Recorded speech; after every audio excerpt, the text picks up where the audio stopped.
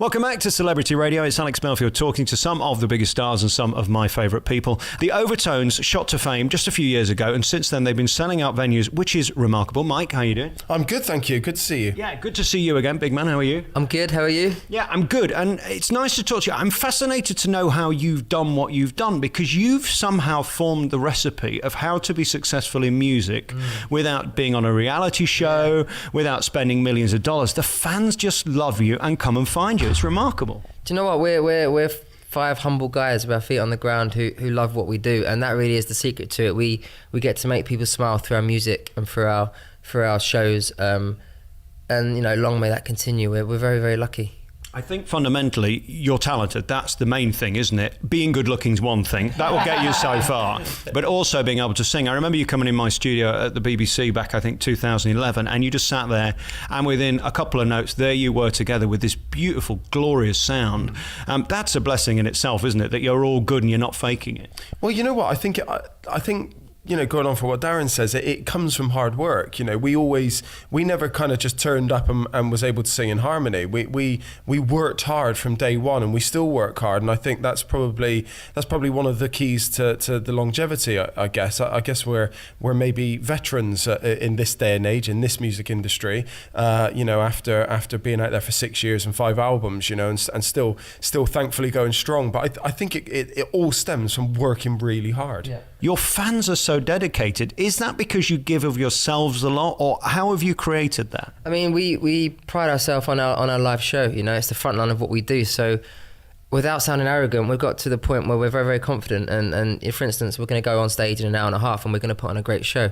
5-6 years ago, we would have hoped to have put on a good show. But we've got to a point where we know what we're doing and we're confident enough. And it's all about just breathing and focusing and getting on with your job. And, we get people standing up, dancing and singing all night. And that's a great feeling. So, like Mike said, hard work and dedication to your craft. A friend of mine was at your show, I think it was somewhere near London on Tuesday night, and he said it was a remarkable atmosphere. And again, that's rare when everybody's on the same page, and whether it's young men, young women, old women, they're all there together. It's incredible. No, we're very, very lucky. I every night I'm kind of taken back by the crowd reaction. And it literally is every night that it happens. And again, I feel arrogant saying it, but there's standing ovation, everyone's standing up. But there's just something in the music that we do and how we do it that gives people happiness and joy, and they show it back in the way they react to us, which is standing up and dancing and singing and having a great night. But literally everyone stands up and parties with us. So if you haven't been to a show, we'll see you next year. We're going to talk about that in a second, what's coming. We know what's been in the past, which was the Christmas album, which did exceedingly well. And on the back of that have been these Christmas tours. This one's been a huge success. Tonight's the final gig in this run. I mean, you must be sat here tonight and so thrilled that they're still coming, they're still enjoying it, and you're still at the top of your game. It's funny, because I feel like we're, to an extent, we're always surprised when we see a full house, even though all the dates that we thankfully go on, they're always full houses. And again, it's just that we're quite modest lads, and we're quite down to earth, and we're not 15, 16-year-olds. So when we see the full houses, or we sell the records, or we go on TV and people react to us, we feel very lucky and very privileged to be in the position we're in. And as a result of that, we never rest on our laurels. We never kind of kick back and just say, what, I'm just gonna let it all happen. We make sure that it keeps happening. So, we're lucky, but we certainly put ourselves in the way of that luck. And as you can see, Darren, I'm a deeply unattractive man. What is it like to be attractive is what I'm asking you. Are you asking for my number? Is that what you're doing? Look, we pride ourselves on what we do, and the fact that some people think we look nice is a lovely compliment, I thank my parents. How long does this all take? I mean, the arms and all that, because that's what the girls scream for, let's face it. It's important to keep fit. Me and Mike actually, and Mark, to be fair, we really enjoy going to the gym and lifting lumps of metal. So obviously it helps, and it's nice to have a nice, well-fitted suit. I think you've come back with great grace for this tour, because I know in November you had some terrible news about Timmy. Let's talk about him a moment. Everybody wants to know, firstly, how is he? You know what? He's at home and he's looking after himself. He's looking after his health. He's on it. He's working hard to kind of overcome this awful situation he's in. And you know, we've all been behind him. And you know, we've been on tour now. This, as you say, this is our 22nd date now. The last night, and everybody's been so supportive, and it really has been wonderful. And he's certainly been feeling all that support. I know you pay tribute to him in the show with a beautiful video, which to some people is upsetting and shocking because, of course, you're a five-piece and he's not there. Vocally, how has that changed the dynamic? Because he's a big part of your sound, isn't he? Yeah, he is. And at the very beginning, you know, we even questioned whether to do the tour, but we spoke to Timmy and we all believed that it was the right thing to come on the road still and you know, give a great show for our fans and for Timmy. Timmy wanted us to do it, so you know, if Timmy wanted us to come on the road, that's exactly what we were going to do. And you know, we have had to step up. We're all singing more than we usually do, but again, we've done it for our boy Timmy, and the feedback's been great. So thank you to everyone for your support. And then when we talk about that feeling of being on stage, when those harmonies come together, as you do so magnificently, it's such a beautiful sound. Is there anything better than that, especially when there's a live band behind you?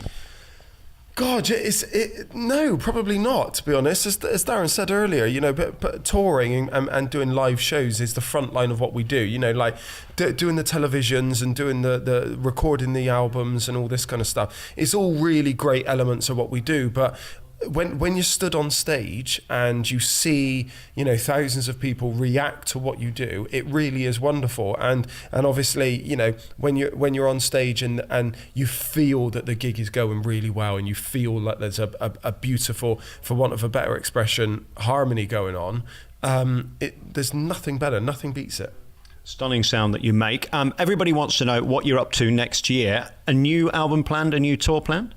There's talks for both of the above. To be honest, our main concern is getting our boy Timmy better and being there for him. So you know, we're looking forward to seeing him in the new year. And yeah, we're talking about being busy next year. Put it that way. And it must be hard for him not being part of this, knowing you getting such a great reaction and he's not part of it. It's tough on that level. So I guess the support from the fans on social media is what's keeping him going. I mean, you know, as you said a moment ago, you know, he's very much involved with the tour. You know, like he helped us prepare for it. He was very much a key figure in the preparation for everything. And as you say, you know, like he does make an appearance in the tour. And so even though there's four of us stood on stage, his presence is felt hugely by us and the audience. Very finally, social media's been going mad with questions for you. I'm going to let you go in a minute because I know you've got a Christmas dinner waiting. We've got loads of people asking about duets. Who would you like to sing with? Deb Wild wants to know. I would like to sing with Bruno Mars. I think he's a cool dude and I want to be him. I missed him in Vegas by about 2 days. I understand he has the best live show on the planet. Next year he's on a world tour, so I'm seeking out all my contacts to get me tickets. Yeah. If you know anyone, let me know. Stunning act, he really is. And then Trudy Pratt, she says, any chance of a DVD? She wants to see you on film. You know, we've spoken about a DVD for a number of years now. Possibly, I'd like there to be a DVD. I reckon there may be soon. Yeah. We'll see.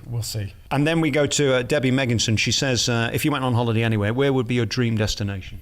My sister has been lucky enough to go to this place, and I want to go there, and that is Turks and Caicos. It's meant to be amazing. What's the best thing about touring, says Jess? Honeyborn.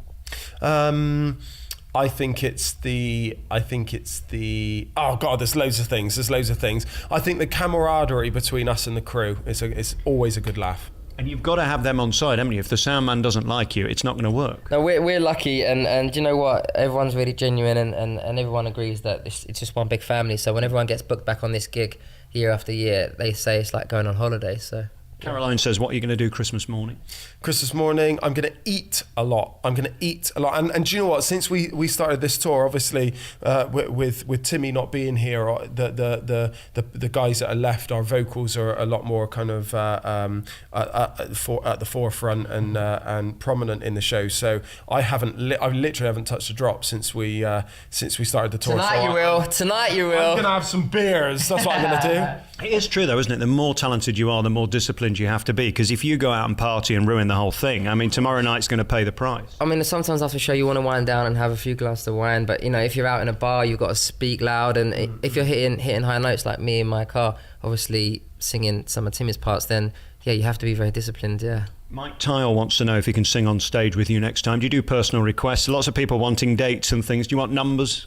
I think we'll have to audition for that, actually. Audition for dates or for on stage? yeah, we'll see.